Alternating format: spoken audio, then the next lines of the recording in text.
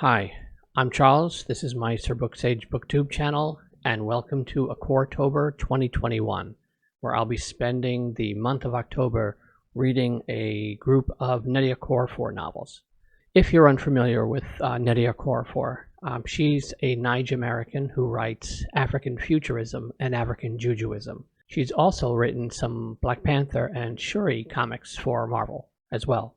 I did in Okoratober last year for the first time and had a wonderful reading experience. I'm looking forward to doing that again here in this October. So let's get into my actual TBR. First up is the novel Remote Control. I'm going to read here the little kind of caption about the book. She is the adopted daughter of the Angel of Death. Beware of her. Mind her. Death guards her like one of its own. That's pretty much all I know about it. And that's pretty much all I need to know about it as well. Nnedi Okorafor has become one of my favorite authors. She's one of those authors who's become an automatic purchase for me. Next up is Ikenga. This was a novel I had on my TBR last Okoratober, but wasn't able to get to it. A couple of these books on this TBR were from last year, but I was a little too overambitious in my TBR last year. For Ikenga, it follows this boy Nnedi. I believe he's about 12, and his father is this chief of police who's murdered by the chief of chiefs, who's like this top criminal. At least that's who everyone suspects murdered him. Nnedi vows that he's going to get revenge for his father's death, but he's only 12, so he doesn't really have any realistic way of challenging this top sort of crime boss. Then an encounter finds a mystical object that comes into his possession that grants sort of superpowers, which is, I think, this Ikenga. I'm actually going to link to a discussion video about the Ikenga as a mythological creature and information about it in general, because it's a really interesting discussion, and you'll find that in the description below. Okay, next up is going to be Zara the Windseeker. Now, I believe this was Nnedi Okorafor's first published novel. And Zara is a young girl. I believe she's 13. And she's born in this northern kingdom of Uni, I believe, in Africa. And she's known as one of the Dada born, where these children, she has vines growing in her hair.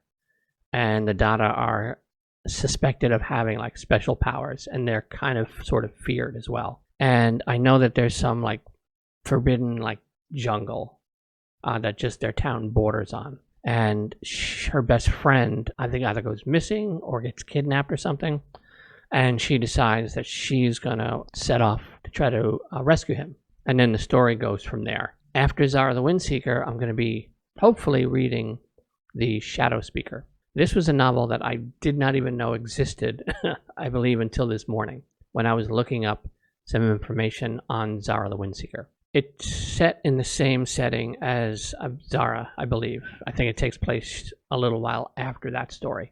And in it, a young girl witnesses her father's beheading and then sets off on a mystical journey to hunt down her father's killer. And that's all I know about it. And I'm saying I'm hopefully reading this month because it's out of print. And I found some Goodwill shop in Ohio, apparently, says one copy for sale on Amazon.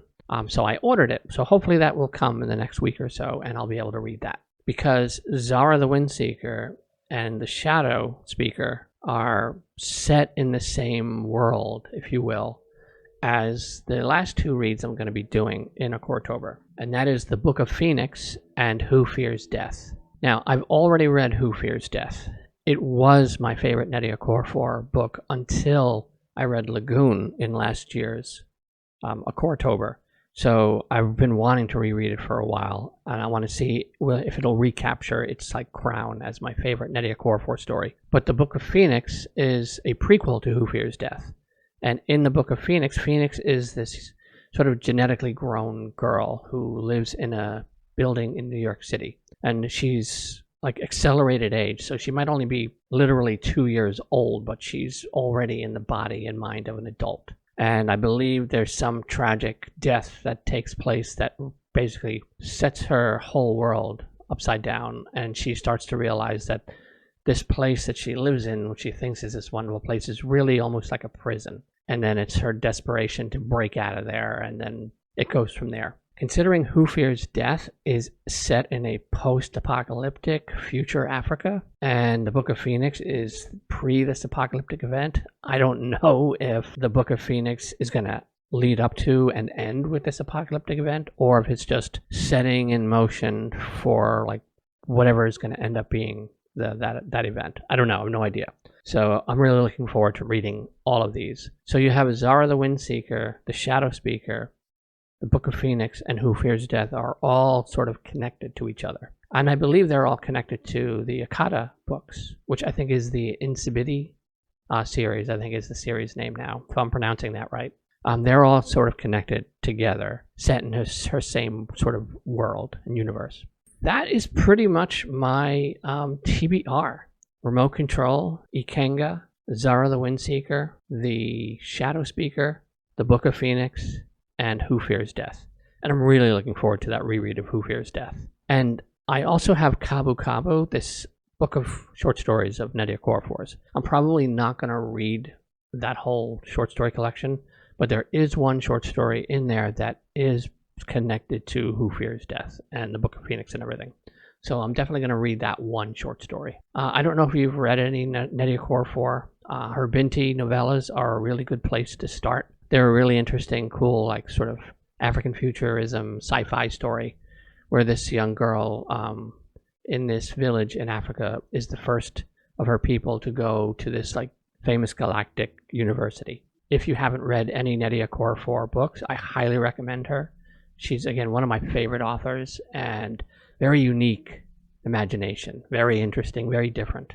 And some of these characters, like Anya Sanwoo from Who Fears Death, I'm really looking forward to going through her journey again. Even as harsh and brutal as it can be, it was still a pretty amazing book. So I'm going to be probably doing like a weekly update or weekly recap video throughout the month of October, kind of going over my progress as I read through these books. Hopefully it's going to be a fun reading month. So if you're interested in any of this content, like, subscribe, especially if you want to see the videos I'm going to be making and talking about my reading journey through these Nnedi Okorafor books this October. That is my Okoratober announcement and TBR video. And with that, happy reading.